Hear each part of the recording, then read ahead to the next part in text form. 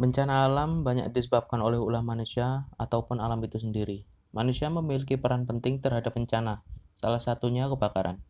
BNPB mencatat ada 117 kasus kebakaran pada tahun 2019 dengan jumlah korban, 1 korban jiwa dan 8 lainnya mengungsi dengan kerugian yang diterima negara sebanyak 72,95 triliun rupiah.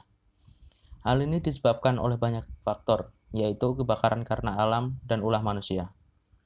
Kebakaran karena alam seperti petir yang menyambar pada bahan yang mudah terbakar, gempa yang mengakibatkan terputusnya jalur gas bahan bakar, panas matahari yang memantul dari kaca cembung ke dedaunan kering di sekitarnya. Itulah beberapa contoh dari kebakaran yang terjadi karena alam. Sedangkan kebakaran yang terjadi karena ulah manusia, yang pertama karena disengaja, yaitu pembalakan liar, balas dendam, atau yang tidak disengaja, lupa mematikan tungku pembakaran, atau karena kelalaian membuang puntung rokok sembarangan. Selama ini edukasi mengenai bencana kebakaran masih terbilang minim dan juga akses pelatihan terhadap penanggulangan bencana juga sangat sedikit karena diperlukan biaya yang mahal. Pada solusi penanggulangan bencana kebakaran ini sangat penting untuk mencegah masyarakat melakukan ketidaksengajaan dalam pembakaran.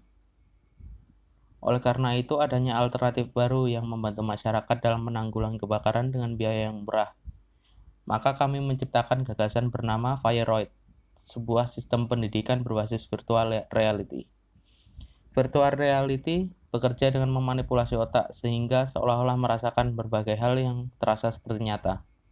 Sehingga kami berfokus pada penggunaan sistem virtual reality sebagai sarana edukasi bencana, meliputi pengetahuan dasar bencana, penanggulangan, hingga simulasi kondisi bencana.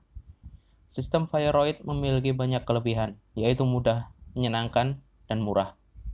Fireroid menyediakan lingkungan yang realistis sebagai sarana edukasi pelatihan kebakaran. Pembelajarannya ada 2 tipe, yaitu narasi dan strategi. Tipe narasi adalah memberikan edukasi bencana kebakaran dan apa yang harus kita lakukan. Kedua, tipe strategi, di mana pemain yang melakukan simulasi kejadian bencana secara virtual sehingga keadaan seperti sebenarnya. Dan pengguna harus menerapkan ilmu kebencanaan yang didapat sehingga dapat selamat dari kebakaran. Realisasi terbilang sangat mudah. Yang pertama dimulai dari proses pembuatan, bekerja sama dengan berbagai macam instansi serta ahli kebakaran di Indonesia. Setelah produk telah jadi, masyarakat dapat mengaksesnya dengan mudah, cukup dengan menggunakan smartphone dan perangkat VR.